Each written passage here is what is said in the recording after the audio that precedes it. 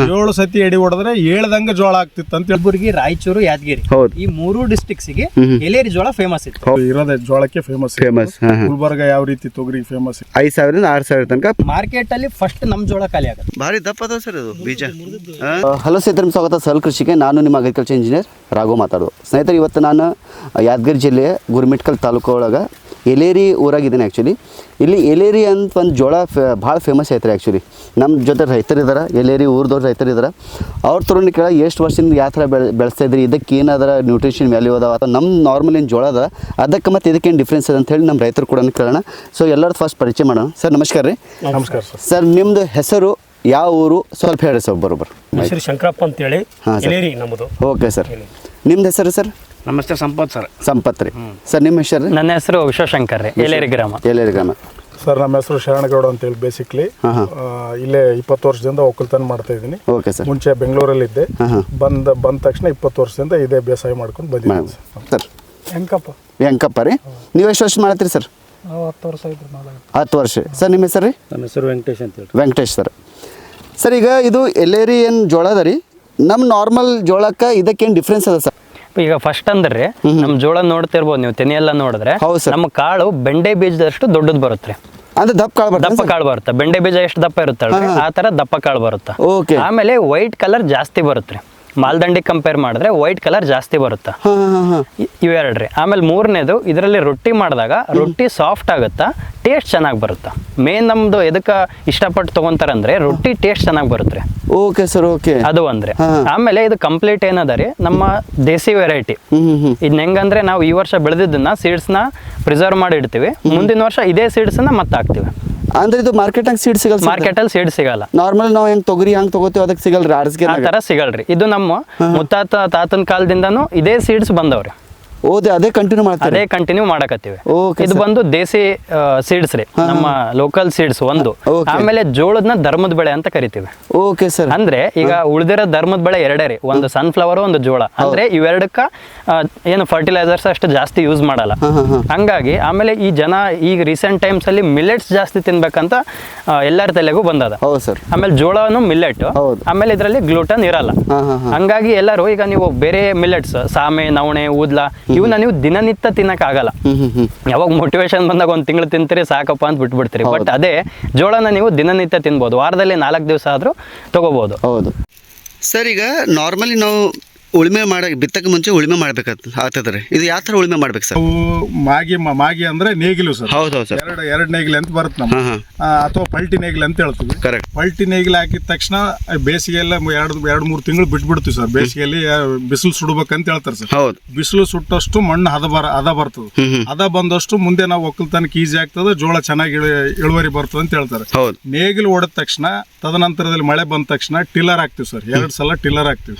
2 ಸಲ ಟಿಲ್ಲರ್ ಹಾಕಿ ಮಿನಿಮಮ್ 4 ರಿಂದ 10 ಸಲ ಕುಂಟೆ ಹೊಡಿತೀವಿ ಸರ್. ಓಕೆ.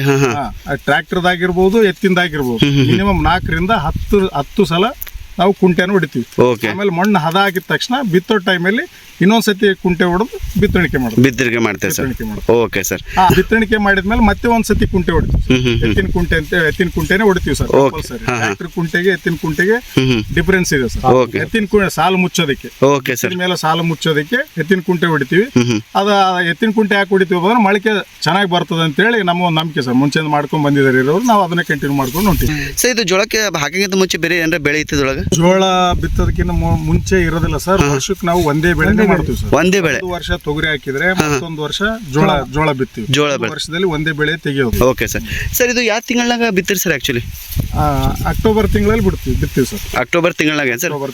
ಟೋಟಲ್ ನಿಮ್ಮ ಎಲೇರಿ ಒಳಗೆ ಎಷ್ಟು ಎಕರೆ ಅದ ಸರ್ ಜೋಳ? 2 ರಿಂದ 3,000 ಎಕರೆ ಜೋಳ ಇರುತ್ತೆ ಸರ್. ಸರ್, ನೀವು ಎಕರೆಗೆ ಬೀಜ ಎಷ್ಟು ಹಾಕ್ತೀರಿ ಸರ್?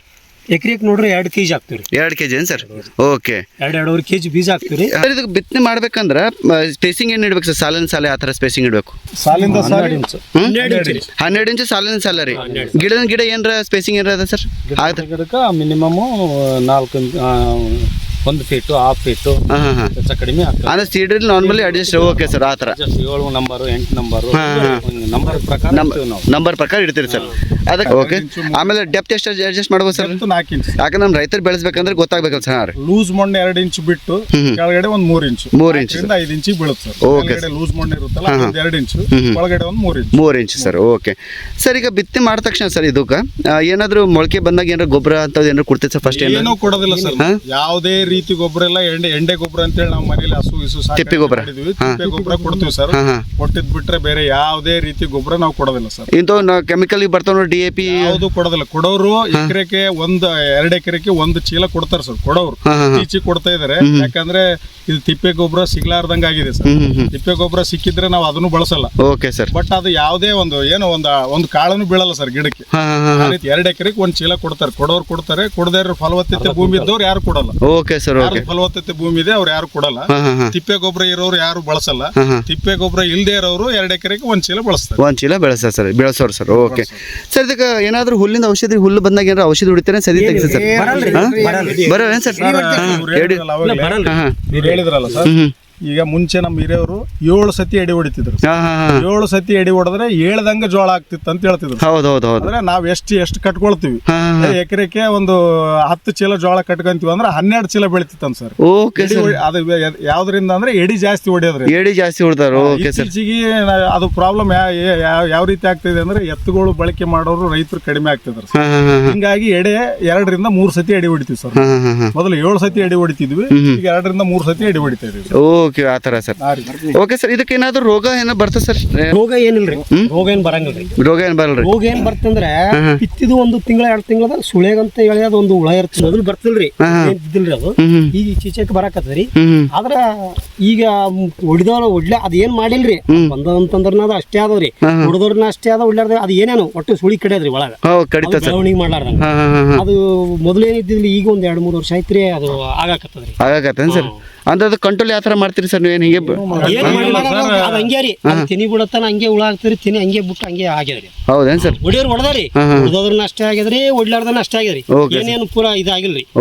ಅಂದ್ರೆ ಅವ್ರು ಹೇಳ್ದಂಗೆ ಕೆಮಿಕಲ್ ಸ್ಪ್ರೇ ಮಾಡಿದಾರೆ ಸರ್. ಚಿಕ್ಕ ರೈತರು 2 ಎಕರೆ 1 ಎಕರೆ ಇದ್ದವರು ಕೆಮಿಕಲ್ ಸ್ಪ್ರೇ ಮಾಡಿದ್ದಾರೆ. ಸ್ಪ್ರೇ ಮಾಡಿದವರಿಗೂ ಸ್ಪ್ರೇ ಮಾಡದೇ ಇರೋರಿಗೂ ಇಳುವರಿಯಲ್ಲಿ ಯಾವುದೇ ರೀತಿ ಡಿಫರೆನ್ಸ್ ಆಗಿಲ್ಲ ಸರ್. Okay sir okay. ಒಂದೇ ತರ ಬಂದಿದೆ. ಹಿಂಗಾಗಿ ನಾವು ಅದನ್ನ ಅನುಭವ ನೋಡ್ಕೊಂಡು ಉಳಿದವರೆಲ್ಲ ಸ್ಪ್ರೇ ಮಾಡೋದು ಬಿಟ್ಬಿಟ್ಟಿದ್ದಾರೆ. ಮಾಡಿದ್ರು ಅಷ್ಟೇ, ಮಾಡದೇ ಇರೋ ಅಷ್ಟೇ. ಇದಕ್ಕೆ ಯಾವ್ದೇ ಜೋಳಕ್ಕೆ ಯಾವ್ದೇ ರೀತಿ ತೊಂದರೆ ಇಲ್ಲ ಅಂತ ಹೇಳಿ ಮಾಡೋದು ಸ್ಪ್ರೇ ಮಾಡೋದು ಬಿಟ್ಟಿದ್ದಾರೆ. ಇನ್ನೊಂದ್ ಏನಂತಂದ್ರೆ ಬಿತ್ತದ್ರಲ್ಲಿ 1 ತಿಂಗಳ 1.5 ತಿಂಗಳ ಲೇಟ್ ಆದ್ರೆ ಅದು ಕೆಂಪು ರೋಗ ಅಂತ ಒಂದು ಬರ್ತದೆ ಸರ್. ಜಿಗಿ ಬರ್ತದೆ ಸರ್.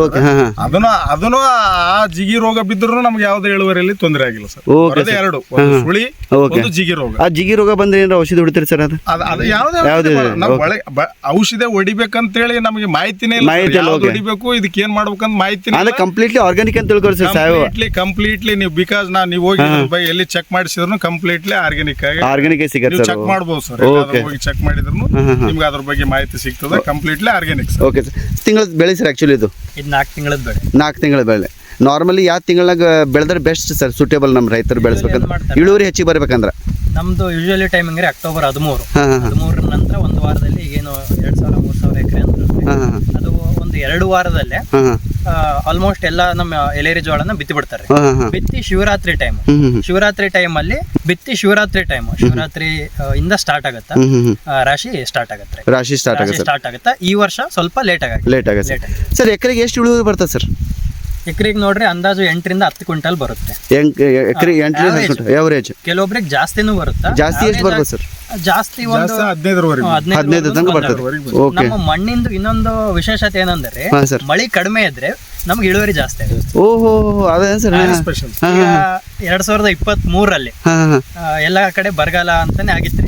ನಾವು ಜೋಳ ಬಿತ್ತಕಿನ 1 ತಿಂಗಳು ಮೊದ್ಲಿಂದ ಮಳಿನೇ ಇಲ್ಲ ರೀ.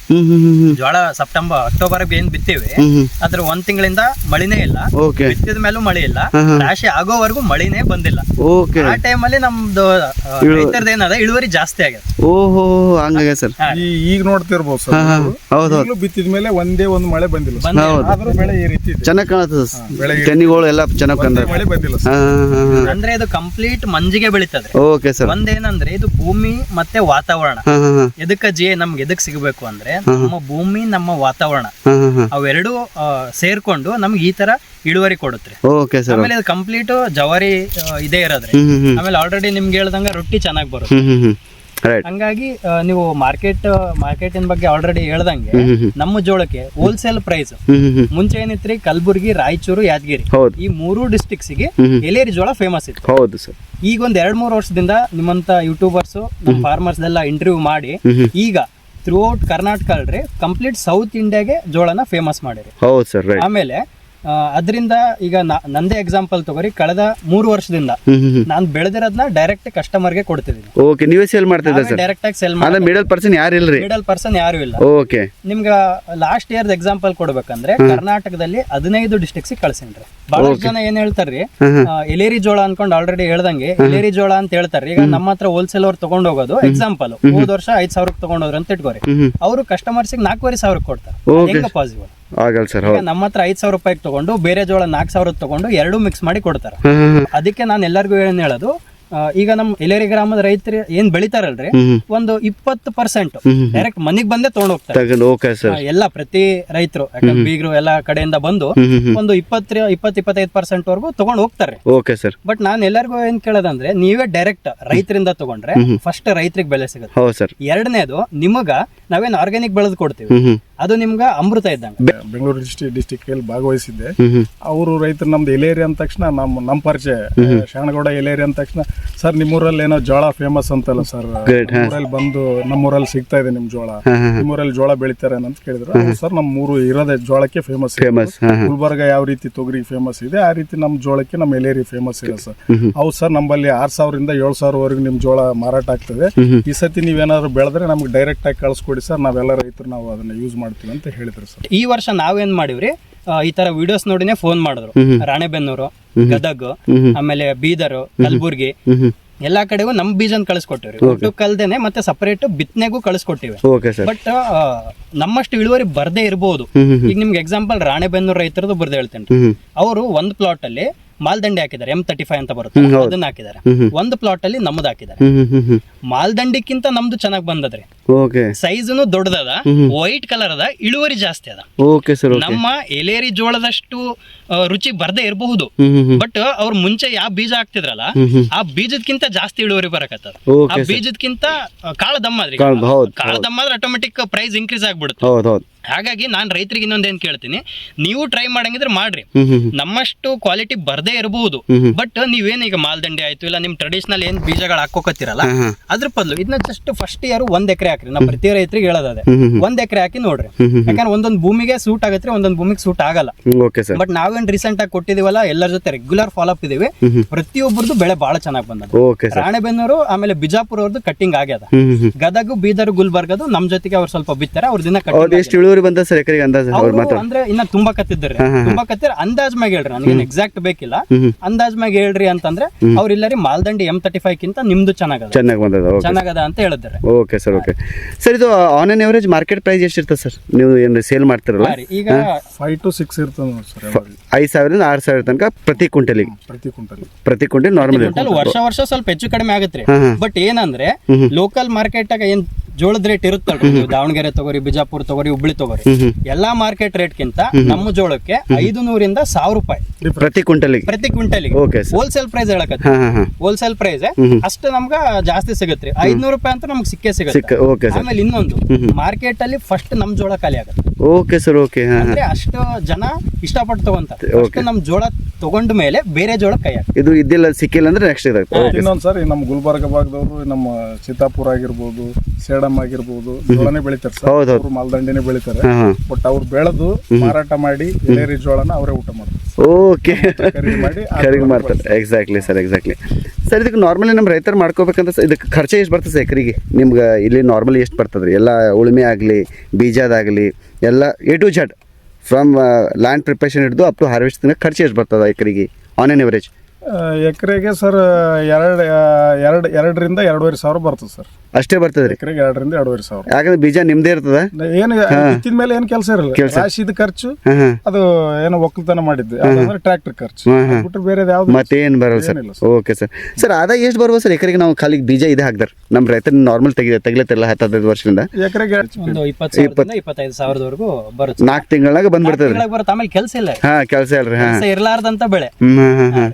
ನಾರ್ಮಲಿ ನಮ್ಮ ರೈತರು ಬೇರೆ ಕಡೆ ಹಾಕಿದವರು ಇಷ್ಟು ಖರ್ಚು ಇದು ನಾರ್ಮಲ್ ಇಷ್ಟು 1,000 ರೂಪಾಯಿ ಅಂತೂ ಖಂಡಿತ ಸರ್. 4 ತಿಂಗಳ ಒಳಗೆ ಸರ್. 1 ಎಕರೆ ಒಂದು ಎಕರೆಗೆ 20,000 ಎಲ್ಲ ಖರ್ಚು ತೆಗೆದು ಹೋಲ್ಸೇಲ್ ಅವ್ರಿಗೆ ಕೊಟ್ರಿ, ನಾವೇ ರಿಟೇಲರ್ ಗೆ ಡೈರೆಕ್ಟ್ ಕಸ್ಟಮರ್ಸ್ ಕೊಟ್ಟಿವಿ ಅಂತ ಇಟ್ಕೋರಿ, ಇನ್ನು ಸ್ವಲ್ಪ ಇನ್ನು ಜಾಸ್ತಿ ಇನ್ಕ್ರೀಸ್ ಆಗುತ್ತೆ. Okay sir. ಹೇಳ್ಬೇಕಂತಂದ್ರೆ ಇತ್ತೀಚಿನ ದಿನಗಳಲ್ಲಿ ಆರೋಗ್ಯ ಸಮಸ್ಯೆ ಬಹಳ ಜನ ಎದುರಿಸ್ತಾ ಇದಾರೆ. ದುಡ್ಡಿದ್ದವರು, ದುಡ್ಡು ಇಲ್ದೇ ಇರೋರು, ನೌಕರಿ ಮಾಡೋರು, ರೈತರು ಯಾರೇ ಆಗಿರ್ಬೋದು, ಯಾವುದೇ ಫೀಲ್ಡ್ ಅಲ್ಲಿ ಕೂಡ ಆರೋಗ್ಯ ಸಮಸ್ಯೆ ಬಹಳ ಕಾಡ್ತಾ ಇದೆ ಯಾವ್ದೋ ಒಂದು ರೀತಿಯಲ್ಲಿ.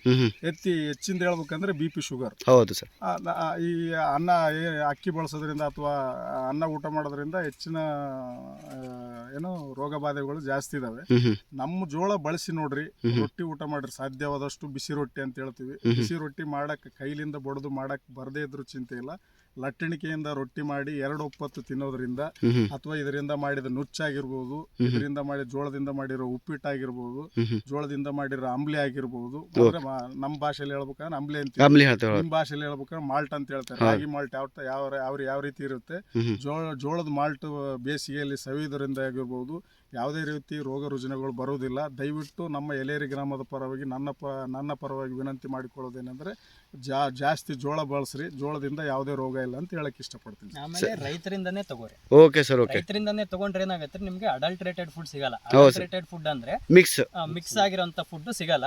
ಹಂಗಾಗಿ ನಿಮ್ಮ ಆರೋಗ್ಯನೂ ಚೆನ್ನಾಗಿರುತ್ತೆ, ರೈತರಿಗೂ ಒಂದು ಇನ್ಕಮ್ ಜಾಸ್ತಿ ಆಗುತ್ತೆ. ಭಾರಿ ದಪ್ಪ ಅದ ಸರ್ ಇದು ಬೀಜ. ಇದು ಸೀತನೆ ಅಂತ ಹೇಳಿನೂ ಬಳಸ್ತಾರೆ ಸರ್.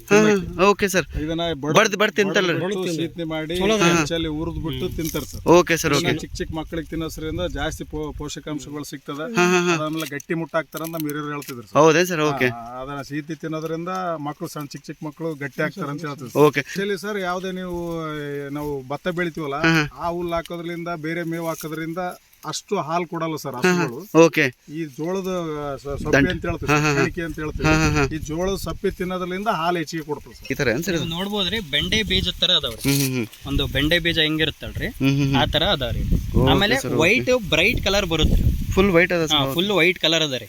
ನೀವ್ ಯಾರಾದ್ರೂ ಖಾನಾವಳಿ ಮಾಡೋರು, ಬೆಂಗಳೂರು, ದಾವಣಗೆರೆ, ಹುಬ್ಳಿ ಆ ಕಡೆಯವರು ಈ ಜೋಳ ನೀವು ಒನ್ ಟೈಮ್ ತಗೊಂಡೋಗಿ ಯೂಸ್ ಮಾಡಿ ನೋಡ್ರಿ, ನೀವು ಆಟೋಮೆಟಿಕಲಿ ಎಲೇರಿ ಜೋಳಕ್ಕೆ 10 ರೂಪಾಯಿ ಪ್ಲೇಟ್ ಹೆಚ್ಚಿಗೆ ಇಟ್ರು ತಗೊಂಡ್ ತಿಂತಾರ್ರಿ. ಅಂದ್ರೆ ರೊಟ್ಟಿನೂ ರೊಟ್ಟಿ ಮೆತ್ತಗಾಗತ್ರಿ, ಸಾಫ್ಟ್ ಆಗತ್ರಿ, ತಿನ್ನೋರಿಗೂ ಚೆನ್ನಾಗ್ ಅನ್ಸುತ್ತೆ. Okay sir. ಓಕೆ. ಅದೇ ರೀಸನ್ ರೀ ನಮ್ದು.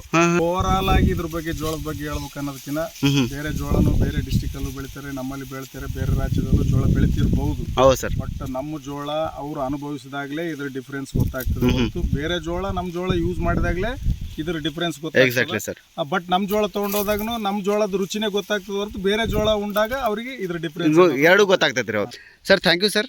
ಈ ವಿಡಿಯೋ ನಮ್ಮ ರೈತರಿಗೆ ಭಾಳ ಬೆನಿಫಿಟ್ ಆಗುತ್ತೆ ಸರ್. ನಮ್ಮ ರೈತರ ಪರವಾಗಿ ಸರ್ ಧನ್ಯವಾದ sir. Thank you so much. Thank you. ನಮಸ್ಕಾರ.